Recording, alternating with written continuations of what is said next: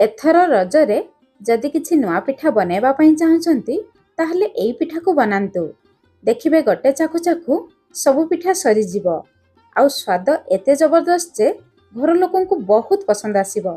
पाचिला आंबरु तयारी स्वादिया रसुआ पिठा। वीडियो भल लागिले वीडियो को लाइक करंतु, निश्चय गोटे शेयर करंतु। चैनल जदि नुआ अछंती तळे थिबा ब्लैक कलर सब्सक्राइब बटन रे प्रेस करी प्लीज चैनल को सब्सक्राइब करंतु आउ नुआ नुआ वीडियो रो नोटिफिकेशन पाइबा पई बेल आइकन रो ऑल ऑप्शन रे प्रेस करंतु। फेसबुक पेज को निहाती फॉलो करंतु। जय जगन्नाथ। मु सस्मिता आपण समस्तन को स्वागत करूछि सस्मिता स्टार किचन को। पाचिला आंबरू ए स्वादिया पिठा बनैबा पई एठी मु नेछि दुटी मीडियम साइज रो पाचिला आंब टिके मीठा नेबे पिठा खाइबा पई भल लागिबो। प्रथमे आंबर दुई पट साइड रु काटी नेबा, तापरे देखंतु छुरी रे जेमिति मु काटिली आपण माने सेमिति काटी नेबे। एमिति काटी सारिबा परे गोटे स्पून सहाय्य रे आंबरू पल्प बाहर करिबा। एई उपाय रे बाहर कले आपण माने सहज रे बाहर करि परिबे। एठी देखंतु मु दुईटी आंब नेइथिली किंतु 1.5टी आंबरू पल्प बाहर कली। जतिकी दरकार सेतिकी मु बाहर करनेली। तापरे गोटे ग्राइंडर जार नेबा, आंब पल्प को देबा, जमा पानी देबा नहीं, सेमिति चिकन करी बाटी आनिबा। एबे आम रेडी हे गला आंब प्यूरी। एई आंब प्यूरी को आपण माने पूरा चिकन करी बाटिबे, जमा खदड़ रखिबे नहीं। एबे बाटी नेथिबा आंब प्यूरी को गोटे गिना किंबा कप रे माप करिकि नेबा। से गिना किंबा कप रे माप करी बाकी सब जिनिस देबा। पिठा पूरा परफेक्ट बनिबो। एबे चलंतु आमे जंतुणी बनेबा। जंतुणी बनेबा पई जे कोनोसी गोटे मोटा कढ़ई नेबा। से कढ़ई रे बाटी नेथिबा आंब प्यूरी देबा। सेम कप रे माप करी आमे गोटे कप पानी देबा। गोटे कप आंब प्यूरी सहित गोटे कप पानी देबा। ए भाग माप मने रखिबे। तापरे अल्प लूण देबा। जंतुणी रे मिठा पई एठी मु 2 बड़ चामच चीनी देली। ए आंब बहुत मिठा अछि सेति पई मु अल्प चीनी देली। आपणकर आंब केते मिठा अछि से हिसाब रे देखिकी चीनी देबे। तापरे आधा छोटो चामच पानमधुरी देबा। अल्प गुजराती गुंड देबा। बहुत बढ़िया बास्ना आसीबो। गोटे छोटो चामच गुआ घी देबा।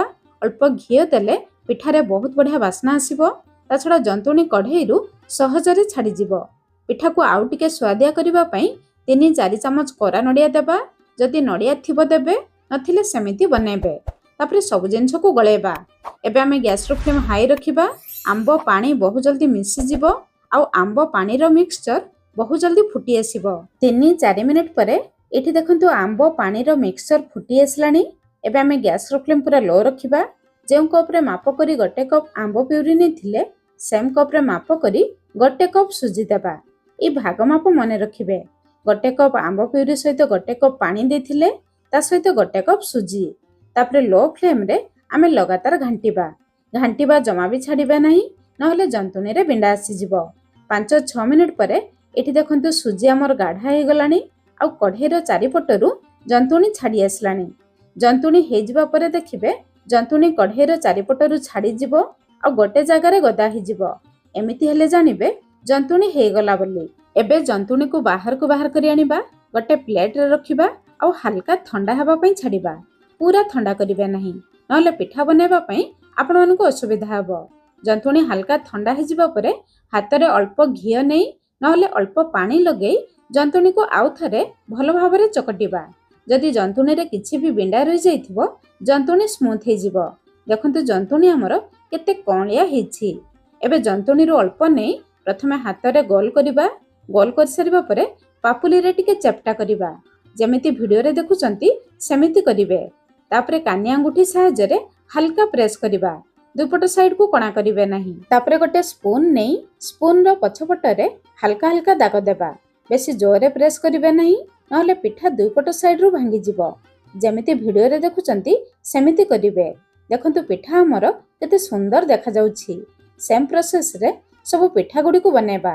प्रिय दर्शक बंधु, आपण माने केउठु वीडियो देखुचंती दया करी मते कमेंट्स करी जणेबे। ताहले मु आपण माननकु धन्यवाद जणे परिबी। कमेंट्स करिबा आउ चैनल को सब्सक्राइब करिबा बिल्कुल फ्री। एठी देखंतु सब पिठा में बनै नेले। पिठा गुडी को देखंतु केते सुंदर देखा जाउछि। पिठा देखिबा पई जेतिके सुंदर, खाइबा पई ताठारु आहुरी स्वादिया। एबे चलंतु ए पिठा गुडी को आमे तेल रे छानिबा पई तेल को मीडियम हाई फ्लेम रे भलो भाबरे गरम करिबा। तेल गरम हिजिबा परे ଗୋଟି ଗୋଟି କରି ପିଠା ଦେବା। ଆପଣଙ୍କ କଢ଼େଇରେ ଏକାଥରେ ଯେତିକି ପିଠା ଧରିବ ସେତିକି ପିଠା ଦେବେ। ପିଠା ଦେଇ ସାରିବା ପରେ ପ୍ରଥମେ ମିଡିୟମ୍ ଫ୍ଲେମ୍ରେ 3ରୁ 4 ମିନିଟ୍ ପର୍ଯ୍ୟନ୍ତ ତଳପଟକୁ ଛାଣିବା। 3-4 ମିନିଟ୍ ପରେ ଦେଖିବେ ତେଲ ଉପରେ ଯେତିକି ବବଲ୍ସ ଆସିଥିବ ସେ ବବଲ୍ସ ଗୁଡ଼ିକ କମିଯିବ। ବବଲ୍ସ କମିଯିବା ପରେ ଆମେ ପିଠା ଗୁଡ଼ିକୁ ତଳପଟକୁ ଓଲଟାଇବା। ଦେଖନ୍ତୁ ପିଠାର ତଳପଟ ବହୁତ ବଢ଼ିଆ ଲାଲ କଲର୍ ହେଇ ଆସିଲାଣି। ଏବେ ଗ୍ୟାସ୍ର ଫ୍ଲେମ୍ ଲୋ ଟୁ ମିଡିୟମ୍ ରଖି ପିଠାକୁ ଏପଟ ସେପଟ କରି ଦୁଇ ପଟକୁ ପୁରା ଲାଲ କଲର୍ ହେଲା ପର୍ଯ୍ୟନ୍ତ ଛାଣିବା। ପିଠା ଯେତେବେଳେ ସିଝିଯିବ ଦେଖିବେ ପିଠା ତେଲ ଉପରେ ଭାସିବ। ଏମିତି ତେଲ ଉପରେ ଭାସିଲେ ଜାଣିବେ ପିଠା ଆମର ହେଇଗଲାଣି। ପିଠା ଦେଖନ୍ତୁ ଫୁଲିକି ସାଇଜରେ ପୁରା ଡବଲ ହେଇଯାଇଛି। ପିଠା ଦେଖନ୍ତୁ କେତେ ସୁନ୍ଦର ଦେଖାଯାଉଛି। ପିଠା ଜମା ତେଲରେ ଭାଙ୍ଗି ନାହିଁ କିମ୍ବା ଖୋଲି ନାହିଁ। ସେମ୍ ପ୍ରୋସେସରେ ସବୁ ପିଠା ଗୁଡ଼ିକ ଆମେ ତେଲରେ ଛାଣି ନେବା। ଏଇଠି ଦେଖନ୍ତୁ ସବୁ ପିଠା ଗୁଡ଼ିକ ମୁଁ ଛାଣି ନେଲି ଆଉ ପିଠା ଗୁଡ଼ିକ କେତେ ସୁନ୍ଦର ଦେଖାଯାଉଛି। ଆପଣମାନେ ଏମିତି ଏ ପିଠାକୁ ଖାଇବେ କାକରା ପିଠା ପରି ଭାରି ସୁଆଦିଆ ଲାଗିବ। ପିଠା ଦେଖନ୍ତୁ କେତେ ନରମ ଆଉ ତୁଲତୁଲିଆ ହେଇଛି। କିନ୍ତୁ ଏ ପିଠାକୁ ଆମେ ଟିକେ ନୂଆ ଉପାୟରେ କ୍ଷୀର ଦେଇ ବନେଇବା। ଚାଲନ୍ତୁ ବନେଇବା। ଗ୍ୟାସ୍ ଉପରେ କଢ଼େଇ ବସାଇବା। ପ୍ରଥମେ କଢ଼େଇରେ 2-3 ଚାମଚ ପାଣି ଦେବା। କ୍ଷୀର ଦେବା ପୂର୍ବରୁ ଅଳ୍ପ ପାଣି ଦେଲେ କ୍ଷୀର କଢ଼େଇ ତଳେ ଲାଗିବ ନାହିଁ। ତାପରେ କଢ଼େଇରେ 1/2 ଲିଟର କ୍ଷୀର ଦେବା। ପିଠାକୁ ମିଠା କରିବା ପାଇଁ 4 ବଡ଼ ଚାମଚ ଚିନି ଦେବା। ଏତିକି ଚିନିରେ ପିଠା ପୁରା ପରଫେକ୍ଟ ମିଠା ହେଇଥିଲା। କାହିଁକି ନା କ୍ଷୀର ବି ମିଠା ଲାଗିବ ଆଉ ପିଠାରେ ବି ଆମେ ଅଳ୍ପ ଚିନି ଦେଇଥିଲୁ। ଆମ୍ବ ବି ମିଠା ଲାଗିବ। ଭଲ ବାସ୍ନା ପାଇଁ ଅଳ୍ପ ଗୁଜୁରାତି ଗୁଣ୍ଡ ଦେବା। ଗୋଟେ ତେଜପତ୍ର ଦେବା। ଯେହେତୁ ମିଠା ଜିନିଷ ବନଉଛୁ ଅଳ୍ପ ଲୁଣ ଦେବା। ତାପରେ ସବୁ ଜିନିଷକୁ ଗୋଳେଇ ନେବା। ଗ୍ୟାସ୍ର ଫ୍ଲେମ୍ ହାଇ ରଖିବା। କ୍ଷୀର ବହୁ ଜଲ୍ଦି ଫୁଟିଯିବ।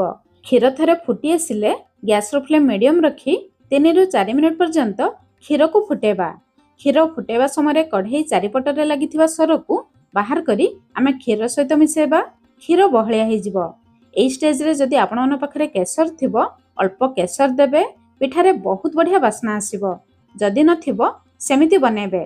ତାପରେ କ୍ଷୀରକୁ 3-4 ମିନିଟ୍ ପର୍ଯ୍ୟନ୍ତ ଫୁଟେଇବା। କ୍ଷୀର ଟିକେ ବହଳିଆ ହେଇଯିବ।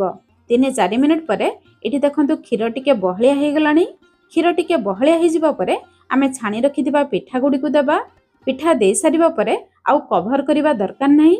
ସେମିତି ଲୋ ଟୁ ମିଡିୟମ୍ ଫ୍ଲେମ୍ରେ 6ରୁ 7 ମିନିଟ୍ ପର୍ଯ୍ୟନ୍ତ ପିଠା ଗୁଡ଼ିକୁ କ୍ଷୀର ସହିତ ସିଝେଇବା। ଯାହାଦ୍ୱାରା ପିଠା ଗୁଡ଼ିକ କ୍ଷୀରରେ ସିଝିଯିବ ଆଉ କ୍ଷୀର ଭିତରକୁ ପିଠାର ଫ୍ଲେଭର ଆସିଯିବ।